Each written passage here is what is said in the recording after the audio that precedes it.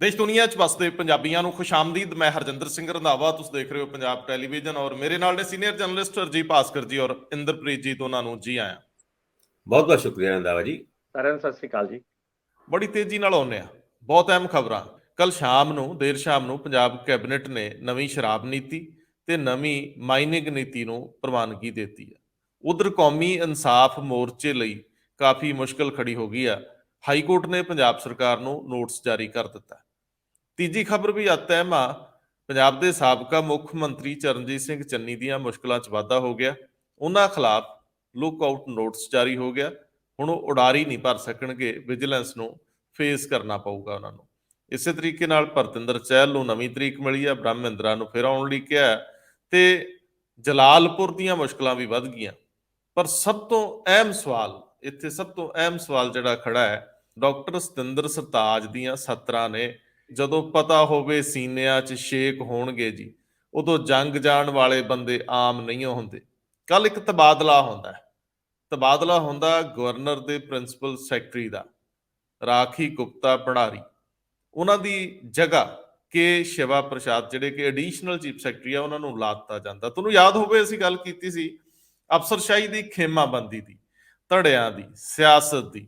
ਅਸੀਂ ਤੁਹਾਡੇ ਨਾਲ ਇਹ ਵੀ ਜ਼ਿਕਰ ਕੀਤਾ ਸੀ ਕਿ ਰਾਖੀ ਗੁਪਤਾ ਭੰਡਾਰੀ ਤੋਂ ਪਹਿਲਾਂ ਨਿਯੁਕਤੀ ਕੇ ਸ਼ਿਵਾ ਪ੍ਰਸਾਦ ਦੀ ਹੋ ਚੁੱਕੀ ਸੀ ਬਤੌਰ ਪ੍ਰਿੰਸੀਪਲ ਸੈਕਟਰੀ ਟੂ ਗਵਰਨਰ। ਪਰ ਉਹ ਨਿਯੁਕਤੀ ਹੋਣ ਤੋਂ ਬਾਅਦ ਉਹਨੂੰ ਰੋਕ ਕੇ ਉਹਨਾਂ ਦੀ ਜਗ੍ਹਾ ਰਾਖੀ ਗੁਪਤਾ ਭੰਡਾਰੀ ਨੂੰ ਲਾਤਾ ਗਿਆ ਤੇ ਹੁਣ ਕੱਲ ਉਹਨਾਂ ਦੀ ਵੀ ਟਰਾਂਸਫਰ ਹੋ ਗਈ। ਇਹਦੇ ਪਿੱਛੇ ਪੋਲਿਟਿਕਸ ਕੀ ਹੈ? ਬੜਾ ਸਿੱਧਾ ਜਿਹਾ ਸਵਾਲ ਹੈ ਕਿ ਕੀ ਰਾਹੁਲ ਭੰਡਾਰੀ ਔਰ ਰਾਖੀ ਗੁਪਤਾ ਭੰਡਾਰੀ ਤੋਂ ਸਰਕਾਰ ਦਾ ਮੋਹ ਭੰਗ ਹੋ ਗਿਆ? ਕਿਉਂਕਿ ਜੇਕਰ ਗਵਰਨਰ ਸਾਹਿਬ ਨੇ ਰਾਖੀ ਗੁਪਤਾ ਭੰਡਾਰੀ ਨੂੰ ਹਟਾਉਣ ਲਈ ਕਿਹਾ ਹੁੰਦਾ ਤਾਂ ਫਿਰ ਸਰਕਾਰ ਨੇ ਉਹਨਾਂ ਨੂੰ ਕੁਲਦੀਪ ਸਿੰਘ ਚਾਹਲ ਵਾਂਗ ਬਿਹਤਰ ਜਗ੍ਹਾ ਤੇ ਲਾਉਣਾ ਸੀ। ਦੂਜਾ ਮਾਮਲਾ ਕਿ ਕੀ ਹੁਣ ਰਾਹੁਲ ਭੰਡਾਰੀ ਵੀ ਸਰਕਾਰ ਦੀ ਪਸੰਦ ਨਹੀਂ ਰਹੇ? ਕੀ ਉਹਨਾਂ ਵੱਲੋਂ ਕੋਈ ਐਸੀ ਨੋਟਿੰਗ ਦਿੱਤੀ ਗਈ ਜਿਹਦੇ ਵਿੱਚ ਕੁਝ ਵੈਬ ਚੈਨਲਸ ਤੋਂ ਰਿਕਵਰੀ ਕੀਤੀ ਜਾਣੀ ਸੀ ਜਿਨ੍ਹਾਂ ਨੂੰ ਇਸ਼ਤਿਹਾਰ ਜ਼ਿਆਦਾ ਜਾਂ ਗਲਤ ਚਲੇ ਗਏ ਸੀ? ਤੇ ਫਿਰ ਉਸੇ ਹੀ ਆਰਡਰ ਨੂੰ ਇੱਕ ਨਵੇਂ ਆਈਐਸ ਜਿਨ੍ਹਾਂ ਕੋਲ ਐਡੀਸ਼ਨਲ ਚਾਰਜ ਹੈ, ਕੀ ਉਹਨਾਂ ਨੇ ਉਹਨੂੰ ਰੋਕ ਲਿਆ ਉਸ ਆਰਡਰ ਨੂੰ? ਇਹ ਵੀ ਸਵਾਲ ਬੜਾ। ਜਦੋਂ ਸੋਮਵਾਰ ਨੂੰ ਰਾਹੁਲ ਭੰਡਾਰੀ ਆਪਣੀ ਐਕਸ ਇੰਡੀਆ ਲੀਵ ਤੋਂ ਵਾਪਸ ਆ ਕੇ ਜੁਆਇਨਿੰਗ ਕਰਨਗੇ ਤਾਂ ਕੀ ਉਹ ਇਸੇ ਮਹਿਕਮੇ 'ਚ ਕਰਨਗੇ ਜਾਂ ਇੱਕ ਅੱਧੀ ਹੋਰ ਟਰਾਂਸਫਰ ਦੇਖਣ ਨੂੰ ਮਿਲ ਜਾਊਗੀ? ਕੀ ਅੰਦਰ ਦੀ ਖੇਮਾਬੰਦੀ ਦੇ ਵਿੱਚ ਵੇਨੂ ਪ੍ਰਸ਼ਾਦ ਆਪਣੀ ਗੱਲ ਪਗਾਉਣ 'ਚ ਸਫਲ ਹੋ ਗਏ? ਭਾਸਕਰ ਸਾਹਿਬ, ਸਭ ਤੋਂ ਪਹਿਲਾਂ ਕੱਲ ਅਚਨਚੇਤ ਇੱਕ ਆਰਡਰ ਆਉਂਦਾ ਹੈ। ਥੋੜੇ ਮਹੀਨਿਆਂ ਦੀ ਸਟੇ ਤੋਂ ਬਾਅਦ ਰਾਖੀ ਗੁਪਤਾ ਭੰਡਾਰੀ ਨੂੰ ਸਪੋਰਟਸ ਵਿੱਚ ਪ੍ਰਿੰਸੀਪਲ ਸੈਕਟਰੀ ਵਜੋਂ ਲਾਤਾ ਜਾਂਦਾ। ਕੇ ਸ਼ਿਵਾ ਪ੍ਰਸਾਦ ਇੱਕ ਵਾਰੀ ਫਿਰ, ਜਿਨ੍ਹਾਂ ਦੀ ਨਿਯੁਕਤੀ ਤੋਂ ਬਾਅਦ ਈਵਨ ਅਪਾਇੰਟਮੈਂਟ ਲੈਟਰ ਤੋਂ ਬਾਅਦ ਉਹਨਾਂ ਨੂੰ ਸਬਰ ਕਰਨਾ ਪੈ ਗਿਆ ਸੀ, ਅਸਤੀਫਾ ਦੇਣ ਤੱਕ ਸੋਚਣ ਲੱਗ ਗਏ ਸੀ। ਹਾਲਾਂਕਿ ਉਹਨਾਂ ਨਾਲ ਸਾਡੀ ਐਫਰਟਸ ਲਾਉਣ ਦੇ ਬਾਵਜੂਦ ਗੱਲ ਨਹੀਂ ਹੋਈ, ਉਹਨਾਂ ਨੇ ਜੁਆਇਨ ਕਰ ਲਿਆ ਗਵਰਨਰ ਹਾਊਸ ਦੇ ਵਿੱਚ। ਜੀ ਬਿਲਕੁਲ, ਸਵਾਲ ਬਹੁਤ ਵੱਡੇ ਨੇ। ਔਰ ਜਿਸ ਤਰੀਕੇ ਨਾਲ ਰਾਖੀ ਗੁਪਤਾ ਭੰਡਾਰੀ ਹੋਣਾ, ਜਿਹੜੇ ਅੱਜ ਕੱਲ ਐਕਸ ਇੰਡੀਆ ਲੀਵ ਤੇ ਹੈਗੇ ਨੇ, ਉਹਨਾਂ ਨੂੰ ਜਦ ਉਹ ਛੁੱਟੀ ਤੋਂ ਵਾਪਸ ਆ ਰਹੇ ਸੀ ਉਸ ਤੋਂ ਪਹਿਲਾਂ ਹੀ ਬਦਲ ਦਿੱਤਾ ਗਿਆ। ਔਰ ਬਦਲ ਕੇ ਵੀ ਪੰਜਾਬ ਸਰਕਾਰ ਨੇ ਸਪੋਰਟਸ ਡਿਪਾਰਟਮੈਂਟ ਦੇ ਵਿੱਚ ਉਹਨਾਂ ਨੂੰ ਬਤੌਰ ਪ੍ਰਿੰਸੀਪਲ ਸੈਕਟਰੀ ਲਾਇਆ। ਹੁਣ ਸਵਾਲ ਇਹ ਪੈਦਾ ਹੁੰਦਾ ਹੈ ਕਿ ਜਦ ਰਾਖੀ ਗੁਪਤਾ ਭੰਡਾਰੀ ਨੂੰ ਲਾਇਆ ਗਿਆ ਸੀਗਾ ਗਵਰਨਰ ਹਾਊਸ ਦੇ ਵਿੱਚ, ਤਦ ਵੀ ਕੇ ਸ਼ਿਵਾ ਪ੍ਰਸਾਦ ਉਹਨਾਂ ਦੀ ਗੱਲ ਤੁਰਦੀ ਸੀ। ਔਰ ਅਚਾਨਕ ਕੇ ਸ਼ਿਵਾ ਪ੍ਰਸਾਦ ਉਹਨਾਂ ਦੀ ਗੱਡੀ ਰੁਕ ਜਾਂਦੀ ਹੈ ਤੇ ਰਾਖੀ ਗੁਪਤਾ ਭੰਡਾਰੀ ਉਹਨਾਂ ਦੀ ਅਪਾਇੰਟਮੈਂਟ ਗਵਰਨਰ ਹਾਊਸ ਦੇ ਵਿੱਚ ਹੋ ਜਾਂਦੀ ਹੈ। ਇਸ ਖਬਰ ਦਾ ਜ਼ਿਕਰ ਅਸੀਂ ਆਪਣੇ ਇੱਕ ਪ੍ਰੋਗਰਾਮ ਦੇ ਵਿੱਚ ਕੀਤਾ ਵੀ ਸੀ ਕਿ ਕੀ ਵਜ੍ਹਾ ਸੀ ਜਿਸ ਕਰਕੇ ਗਵਰਨਰ ਸਾਹਿਬ ਨੂੰ, ਹਾਲਾਂਕਿ ਗਵਰਨਰ ਸਾਹਿਬ ਦੀ ਪਹਿਲੀ ਪਸੰਦ ਕੇ ਸ਼ਿਵਾ ਪ੍ਰਸਾਦ ਸੀ, ਇਹ ਵੀ ਗੱਲ ਬਾਹਰ ਨਿਕਲ ਕੇ ਆਈ ਸੀ, ਪਰ ਕੱਲ ਇਹ ਡਿਸੀਜਨ ਲਿੱਤਾ ਗਿਆ, ਉਹ ਵੀ ਤਦ ਜਦ ਰਾਖੀ ਗੁਪਤਾ ਭੰਡਾਰੀ ਹੋਣਾ ਬਾਹਰ ਨੇ। ਹੁਣ ਇਸ ਡਿਸੀਜਨ ਦੇ ਪਿੱਛੇ ਕੁਝ ਗੱਲਾਂ ਤੁਰ ਰਹੀ, ਉਹਦੀ ਆਪਾਂ ਪੁਸ਼ਟੀ ਤੇ ਨਹੀਂ ਕਰਦੇ। ਹੁਣ 27 ਤਰੀਕ ਨੂੰ ਦੋਨੋਂ ਰਾਖੀ ਗੁਪਤਾ ਭੰਡਾਰੀ ਤੇ ਰਾਹੁਲ ਭੰਡਾਰੀ, ਜਿਨ੍ਹਾਂ ਦੇ ਕੋਲ ਪਬਲਿਕ ਰਿਲੇਸ਼ਨ ਦਾ ਵੀ ਚਾਰਜ ਹੈਗਾ ਬਤੌਰ ਪ੍ਰਿੰਸੀਪਲ ਸੈਕਟਰੀ ਔਰ ਫੂਡ ਐਂਡ ਸਿਵਲ ਸਪਲਾਈ ਦਾ ਵੀ ਚਾਰਜ ਹੈਗਾ, ਉਹ ਜਾਂਦੇ ਨੇ ਛੁੱਟੀ ਤੇ ਯੂਕੇ। ਔਰ ਉਸ ਯੂਕੇ ਜਾਣ ਤੋਂ ਪਹਿਲੇ ਇੱਕ ਫਾਈਲ ਸਾਈਨ ਕਰਕੇ ਜਾਂਦੇ ਨੇ। ਫਾਈਲ ਦੇ ਵਿੱਚ ਕੁਝ ਰਿਕਵਰੀ ਦੀ ਗੱਲ ਚੱਲਦੀ ਹੈ। ਰਿਕਵਰੀ ਕੁਝ ਵੈਬ ਚੈਨਲਸ ਤੋਂ ਐਡਵਰਟਾਈਜ਼ਮੈਂਟ ਦੀ ਸੀਗੀ, ਯਾਨੀ ਉਹਨਾਂ ਨੂੰ ਐਡਵਰਟਾਈਜ਼ਮੈਂਟ ਵਾਧੂ ਦੇ ਦਿੱਤੀ ਗਈ ਸੀ, ਉਹਦੀ ਰਿਕਵਰੀ ਦੀ ਗੱਲ ਤੁਰਦੀ ਸੀ। ਉਸ ਤੋਂ ਬਾਅਦ ਚਾਰਜ ਦੇ ਦਿੱਤਾ ਜਾਂਦਾ ਹੈ ਜੱਗੀ ਉਹਨਾਂ ਨੂੰ, ਮਲਵਿੰਦਰ ਜੱਗੀ ਉਹਨਾਂ ਨੂੰ, ਔਰ ਜੱਗੀ ਸਾਹਿਬ ਉਸ ਫਾਈਲ ਦੇ ਉੱਤੇ ਬਾਅਦ ਚੋਂ ਰੋਕ ਲਾ ਦਿੰਦੇ ਨੇ।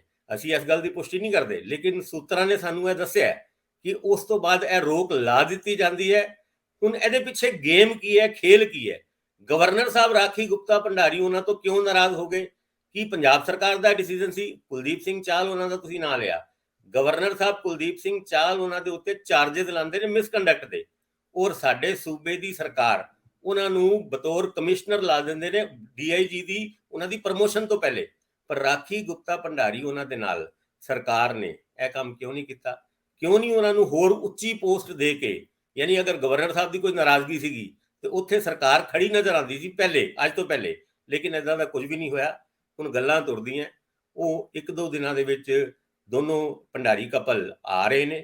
ਉਸ ਤੋਂ ਬਾਅਦ ਇਸ ਮੁੱਦੇ ਦੇ ਉੱਤੇ ਕੀ ਉਹਨਾਂ ਨੂੰ ਉਹ ਚਾਰਜ ਵਾਪਸ ਮਿਲਦਾ ਹੈ, ਜਿਹੜਾ ਚਾਰਜ ਉਹ ਛੱਡ ਕੇ ਗਏ ਸੀਗੇ ਪਬਲਿਕ ਰਿਲੇਸ਼ਨ ਦਾ ਵੀ ਔਰ ਫੂਡ ਐਂਡ ਸਿਵਲ ਸਪਲਾਈ ਦਾ ਵੀ, ਔਰ ਕੀ ਰਾਖੀ ਗੁਪਤਾ ਭੰਡਾਰੀ ਬਤੌਰ ਸਪੋਰਟਸ ਦੇ ਵਿੱਚ ਪ੍ਰਿੰਸੀਪਲ ਸੈਕਟਰੀ ਜੁਆਇਨ ਕਰਦੇ ਨੇ ਜਾਂ ਫਿਰ ਕੋਈ ਹੋਰ ਪੋਸਟਿੰਗ ਉਹਨਾਂ ਦੀ ਹੁੰਦੀ ਹੈ? ਇਹਦੇ ਉੱਤੇ ਸਵਾਲੀਆ ਨਿਸ਼ਾਨ ਹਜੇ ਵੀ ਬਣਿਆ ਹੋਇਆ।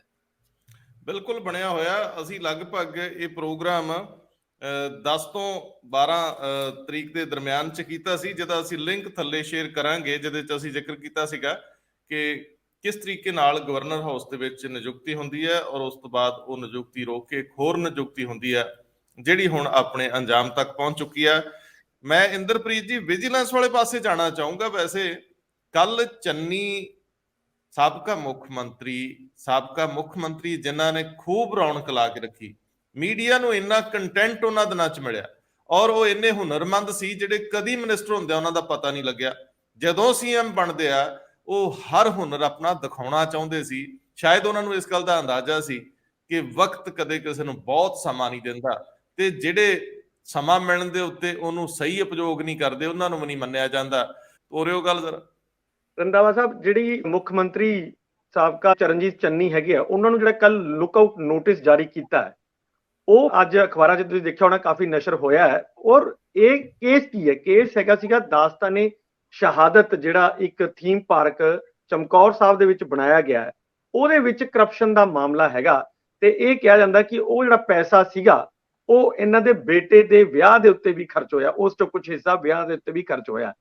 ਸੋ ਬਠਿੰਡਾ ਦੇ ਇੱਕ ਕੰਪਲੇਨੈਂਟ ਨੇ ਇਹਦੀ ਸ਼ਿਕਾਇਤ ਕੀਤੀ ਸੀ ਤੇ ਉਸ ਦੇ ਉੱਤੇ ਜਿਹੜਾ ਵਿਜੀਲੈਂਸ ਬਿਊਰੋ ਹੈ ਉਹਨੇ ਲੁੱਕ ਆਊਟ ਨੋਟਿਸ ਜਾਰੀ ਕੀਤਾ ਹੈ ਕੱਲ ਹੀ ਸਾਰਿਆਂ ਨੂੰ। ਤੇ ਇਹ ਕਿਹਾ ਜਾ ਰਿਹਾ ਸੀਗਾ ਕਿ ਉਹ ਬਾਹਰ ਨਾ ਚਲੇ ਜਾਣ। ਸ਼ਾਇਦ ਉਹਨਾਂ ਨੂੰ ਇਹ ਯਕੀਨ ਸੀਗਾ ਕਿ ਉਹ ਬਾਹਰ ਜਾ ਰਹੇ ਹੈ, ਕਿਉਂਕਿ ਬਾਅਦ ਚ ਇਹਨਾਂ ਨੇ ਗੱਲ ਵੀ ਕੀਤੀ ਹੈ ਕੁਝ ਪੱਤਰਕਾਰਾਂ ਨਾਲ ਉੱਥੇ ਬੁਲਾ ਕੇ ਆਪਣੇ ਘਰ ਦੇ ਵਿੱਚ। ਉਹਨਾਂ ਨੇ ਕਿਹਾ ਕਿ ਮੈਂ ਬਾਹਰ ਜਾ ਰਿਹਾ ਸੀਗਾ, ਪਰ ਮੈਂ ਮੁੱਖ ਮੰਤਰੀ ਨੂੰ ਸੁਣਿਆ 2 ਦਿਨ ਪਹਿਲਾਂ ਕਿ ਉਹਨੇ ਕਿਹਾ ਚੰਨੀ ਨੂੰ ਵੀ ਗ੍ਰਿਫਤਾਰ ਕੀਤਾ ਜਾਊਗਾ, ਤੇ ਕਹਿੰਦੇ ਮੈਂ ਉਹਦੀ ਜਿਹੜੀ ਟਿਕਟ ਆ ਉਹ ਕੈਂਸਲ ਇਸੇ ਕਰਕੇ ਕਰਾਈ, ਕਿਤੇ ਇਹ ਸਰਕਾਰ ਨਾ ਕਹੇ ਕਿ ਮੈਂ ਭੱਜ ਰਿਹਾ।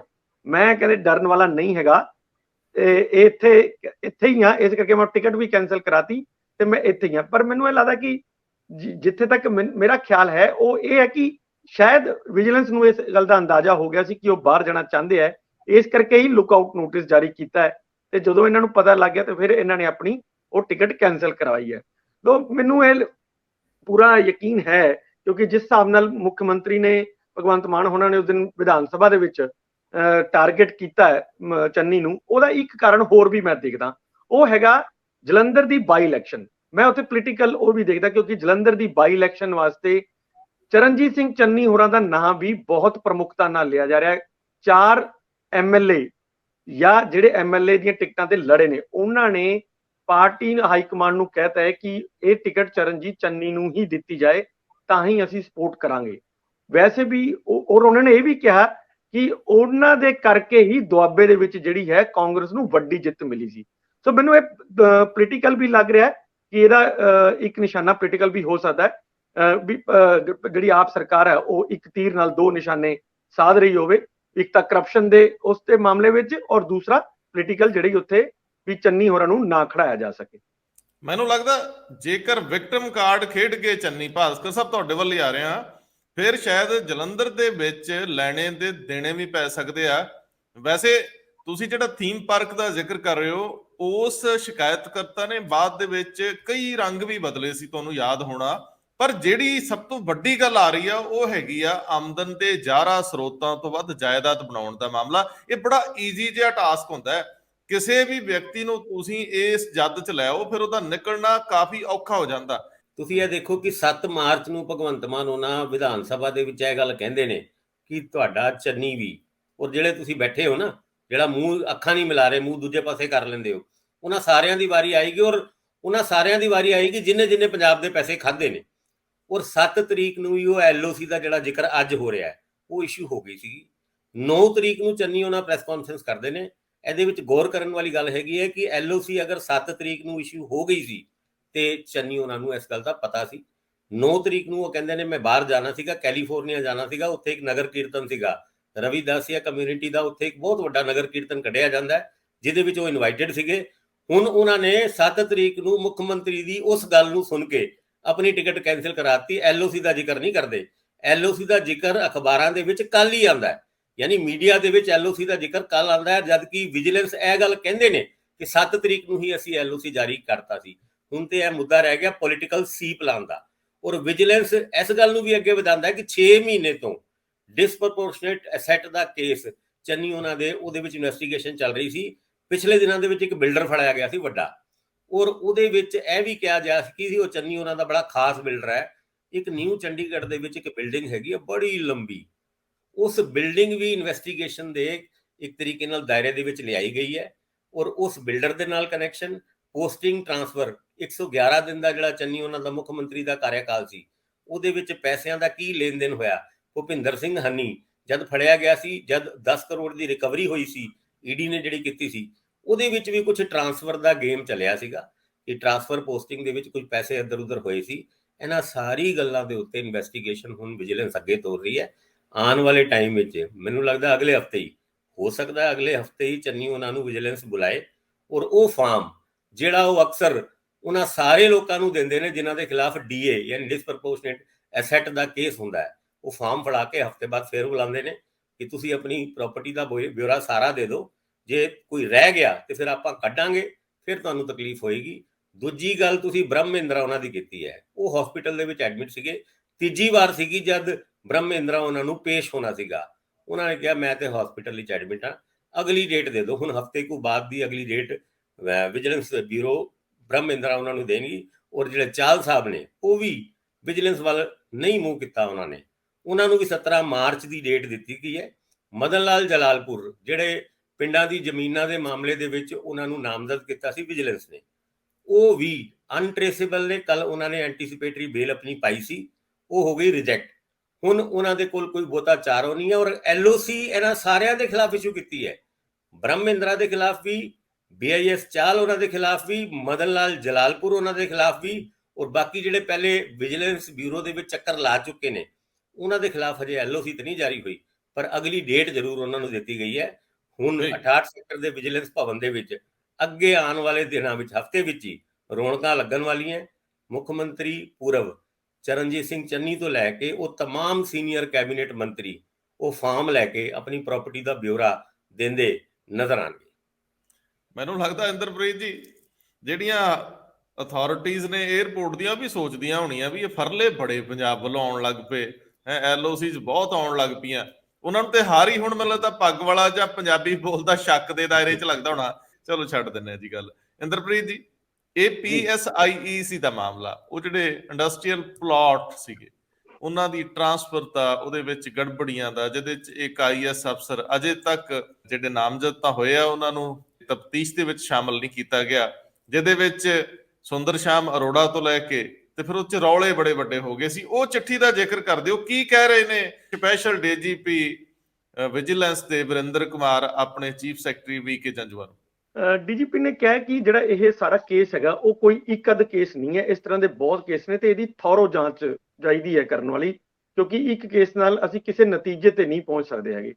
ਤੇ ਉਹਨਾਂ ਨੇ ਇਹ ਕਿਹਾ ਵੀ ਅਸੀਂ ਇੱਕ SP ਰੈਂਕ ਦੇ ਬੰਦੇ ਨੂੰ ਇਸ ਤੇ ਲਗਾ ਦਿੰਦੇ ਹਾਂ ਜੋ ਸਾਰੀਆਂ, ਕਿਉਂਕਿ ਇਹਦੇ ਲਿੰਕਸ ਜੁੜਦੇ ਨੇ, ਮਤਲਬ ਕੱਲੇ ਬਿਊਰੋਕਰੈਟਸ ਨਹੀਂ, ਬਿਊਰੋਕਰੈਟਸ ਦਾ ਫਿਰ ਜਿਹੜੇ ਪੋਲੀਟੀਸ਼ੀਅਨ ਨੇ ਉਹਨਾਂ ਨਾਲ ਕੀ ਨੈਕਸਸ ਹੈ, ਇਹ ਸਾਰੇ ਚੀਜ਼ਾਂ ਕੱਢਣੀਆਂ, ਫਿਰ ਉਹ ਜਿਹੜਾ ਪੈਸਾ ਕਮਾਇਆ ਉਹ ਲਗਾਇਆ ਕਿੱਥੇ ਹੈ, ਇਹ ਸਾਰਾ ਚੀਜ਼ ਉਹਨਾਂ ਨੇ ਇਨਵੈਸਟੀਗੇਸ਼ਨ ਉਹਦੀ ਕਰਨੀ ਹੈਗੀ ਹੈ। ਇਸ ਕਰਕੇ ਉਹਨਾਂ ਨੇ, ਕਿਉਂਕਿ ਜਿਹੜੇ ਚੀਫ ਸੈਕਟਰੀ ਨੇ ਉਹ ਵਿਜੀਲੈਂਸ ਦੇ ਸੈਕਟਰੀ ਵੀ ਨੇ, ਉਹਨਾਂ ਨੇ ਆਪਣੇ ਸੈਕਟਰੀ ਨੂੰ ਇਹ ਲਿਖਿਆ ਹੈ ਕਿ ਸਾਨੂੰ ਇਸ ਗੱਲ ਦੀ ਇਜਾਜ਼ਤ ਦਿੱਤੀ ਜਾਏ ਕਿ ਅਸੀਂ ਸਾਰੀ ਥੋਰੋ ਜਾਂਚ ਕੀਤੀ ਜਾਏ। ਅਸਲ ਚ ਰੰਧਾਵਾ ਸਾਹਿਬ ਕੀ ਹੈਗਾ ਕਿ ਤੁਹਾਨੂੰ ਯਾਦ ਹੋਊਗਾ ਜਦੋਂ ਪੰਜਾਬ ਨੇ ਕਾਲਾ ਦੌਰ ਦੇਖਿਆ ਜਿਹੜਾ 15 ਸਾਲ ਦਾ, ਉਹਦੇ ਚੋਂ ਬਾਹਰ ਆਉਣ ਤੋਂ ਬਾਅਦ ਬੇਅੰਤ ਸਿੰਘ ਹੋਣਾ ਨੇ ਜਿਹੜੇ ਸਾਬਕਾ ਮੁੱਖ ਮੰਤਰੀ ਸੀ, ਉਹਨਾਂ ਨੇ ਬਹੁਤ ਵੱਡੇ ਵੱਡੇ ਇੰਡਸਟਰੀਅਲ ਪਲਾਟ ਕੱਟੇ ਸੀਗੇ, ਜਿਹਦੇ ਵਿੱਚ ਵੱਡੇ ਵੱਡੇ ਜਿਵੇਂ ਰਾਣਾ ਸ਼ੂਗਰਸ ਵਾਲੇ ਵੀ ਹੈਗੇ ਨੇ, ਉਹਨਾਂ ਦਾ ਵੀ ਲਾਲੜੂ ਕੋਲੇ ਬਹੁਤ ਵੱਡਾ ਪਲਾਟ, ਇਸ ਤਰ੍ਹਾਂ ਕਈ ਪਲਾਟ ਨੇ ਜਿਹੜੇ ਵੱਡੇ ਵੱਡੇ ਨੇ। ਆਪਣੇ ਮੋਹਾਲੀ 'ਚ ਵੀ ਬਹੁਤ ਬਣੇ ਇਸ ਤਰ੍ਹਾਂ ਦੇ, ਪਰ ਉਸ ਤਰ੍ਹਾਂ ਦੀ ਇੰਡਸਟਰੀ ਉੱਥੇ ਜਿਹੜੀ ਲੱਗੀ ਸੀ ਉਹ ਬੰਦ ਹੋ ਗਈ। ਹੁਣ ਸਰਵਿਸ ਸੈਕਟਰ ਦਾ ਬਹੁਤ ਬੋਲਬਾਲਾ ਹੈ, ਖਾਸ ਤੌਰ ਤੇ ਮੋਹਾਲੀ ਵਰਗੇ ਸ਼ਹਿਰ 'ਚ ਬਹੁਤ ਬੋਲਬਾਲਾ ਹੈ। ਇਸ ਕਰਕੇ ਗਵਰਨਮੈਂਟ ਤੇ ਵੀ ਪ੍ਰੈਸ਼ਰ ਹੈਗਾ ਇਸ ਗੱਲ ਦਾ ਕਿ ਜਿਹੜੀ ਸਾਨੂੰ ਜ਼ਮੀਨਾਂ ਦਿਓ। ਜ਼ਮੀਨਾਂ ਇੱਥੇ ਹੈ ਨਹੀਂ ਹੈ ਜਿੰਨੀਆਂ ਸਸਤੀਆਂ ਉਹ ਮੰਗਣਾ ਚਾਹੁੰਦੇ ਆ, ਤਾਂ ਲੈ ਦੇ ਕੇ ਇੱਕੋ ਹੀ ਉਹ ਰਹਿ ਜਾਂਦਾ ਹੈ ਵੀ ਜਿਹੜੇ ਇਹ ਪੁਰਾਣੇ ਪਲਾਟ ਪਏ ਨੇ, ਸਰੈਂਡਰ ਹੋਏ ਪਲਾਟ ਪਏ ਨੇ, ਜਾਂ ਕਿਸੇ ਕੋਲ ਖਾਲੀ ਪਏ ਨੇ ਜਿਨ੍ਹਾਂ ਨੇ ਉਹ ਕੰਮ ਨਹੀਂ ਕੀਤਾ ਜਿਨ੍ਹਾਂ ਲਈ ਉਹਨੂੰ ਅਲਾਟ ਕੀਤੇ ਗਏ ਸੀ, ਉਹ ਪਲਾਟਾਂ ਨੂੰ ਬਾਈਫਰਕੇਟ ਕਰਤਾ ਜਾਏ ਤੇ ਛੋਟੇ ਛੋਟੇ ਪਲਾਟ ਕਰਕੇ ਛੋਟੀਆਂ ਛੋਟੀਆਂ ਇੰਡਸਟਰੀਆਂ ਨੂੰ ਦਿੱਤੇ ਜਾਣ। ਸੋ ਇਹਦੇ ਉੱਤੇ ਪਾਲਿਸੀ ਕੈਪਟਨ ਅਮਰਿੰਦਰ ਸਿੰਘ ਹੋਰਾਂ ਨੇ ਬਣਾਈ ਸੀ, ਪਰ ਉਹ ਸਾਰਾ ਕੁਝ ਹੀ ਮਾਮਲਾ ਉਲਝਿਆ ਹੋਇਆ ਹੈ। ਕਿਹਾ ਇਹ ਜਾ ਰਿਹਾ ਹੈ ਕਿ ਉਹ ਪਾਲਿਸੀ ਇਸੇ ਕਰਕੇ ਲਿਆਤੀ ਗਈ ਸੀ ਕਿ ਆਪਣੇ ਖਾਸ ਚਹੇਤਿਆਂ ਨੂੰ ਇਸ ਤਰ੍ਹਾਂ ਦੀ ਜਿਹੜੇ ਪਲਾਟ ਹੈਗੇ ਆ ਉਹ ਦਿੱਤੇ ਜਾਣ। ਸੋ ਮੈਨੂੰ ਲੱਗਦਾ ਕਿ ਜਿਹੜੀ ਵਰਿੰਦਰ ਹੋਰਾਂ ਨੇ ਲੈਟਰ ਕੱਢੀ ਹੈ, ਅਗਰ ਉਸ ਤਰ੍ਹਾਂ ਦੀ ਜਾਂਚ ਸ਼ੁਰੂ ਹੋ ਜਾਂਦੀ ਹੈ ਤਾਂ ਬਹੁਤ ਵੱਡੇ ਵੱਡੇ ਨਾਂ ਨੇ ਜਿਹੜੇ ਉਹ ਫਿਰ ਸਾਹਮਣੇ ਆਣਗੇ ਕਿ ਕਿੰਨਾ ਨੇ ਇਹਦੇ ਫਾਇਦੇ ਚੁੱਕੇ ਹੋਏ ਨੇ। ਵੱਡੇ ਨਾਂ ਹੁਣ ਕਿਹੜੇ ਘੱਟ ਪ੍ਰਭਾਵਸ਼ਾਲੀ ਨੇ, ਐਦਾਂ ਨਹੀਂ ਸੌਖੀਆਂ ਜਾਂਚਾਂ ਤੁਰਨ ਦਿੰਦੇ।